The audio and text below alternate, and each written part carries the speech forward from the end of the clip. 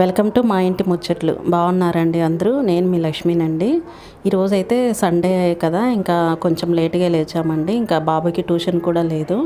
Tuition ఉంటే మామూలుగా రోజులాగే 5కే లేచేసేయాలి. ఇంకా 5:30కి అట్లా వాడిని లేపేస్తే వాడు లేచి తయారై 6:30 కల్లా వెళ్ళిపోతాడండి. ఇంకా ఈరోజు లేదు, ఎందుకంటే నిన్న మొన్న హాలిడేస్ కాబట్టి ఆ 2 రోజులు ట్యూషన్ ఉండింది. ఇంకా ఈరోజు అయితే సారు పెట్టలేదన్నమాట. ఇంకా సరే పోనీలే కొంచెం రెస్ట్ చేద్దాము ఈరోజన్నా అని చెప్పి కొంచెం లేట్గా లేచాము. ఇంకా మొన్న అమ్మవారికి పిండి ప్రసాదాలకు పట్టాను కదా, మినపప్పు బియ్యము అది మిగిలిపోయిందండి. ఇంకా అది అట్లాగే ఫ్రిడ్జ్లో పెట్టేసా. ఇంకా ఈరోజు అయితే ఇట్లా బోండాలు చేద్దామని చెప్పి ఇంకా ఉదయం టిఫిన్ కింద ఇట్లా బోండాలు అయితే చేస్తున్నా.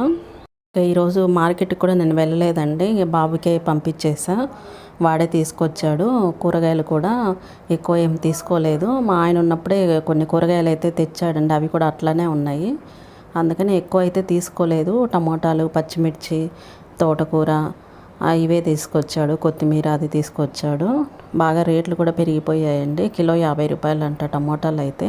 ఇంకా ఉల్లిపాయలు అయితే 25 రూపాయలు అంట కిలో. ఇక నాకు కొంచెం నీరసంగా ఉందని చెప్పి వాడినే పంపించేశానండి. వాడే తీసుకొచ్చాడు మంచిగా. ఇంకా అప్పుడప్పుడు పంపిస్తూ ఉంటే వాడికి కూడా అలవాటు అయిపోతుంది కదా. ఇంకా మార్కెట్ అయితే ఇంకా నడుస్తూనే ఉందండి. ఇప్పుడు 8:45 అట్లా అయింది. మధ్యాహ్నము 1 గంట వరకు ఉంటుందండి మార్కెట్ అయితే. బోండాలు అయితే చాలా బాగా వచ్చాయండి, సాఫ్ట్గా అలాగే టేస్టీగా కూడా చాలా బాగున్నాయి.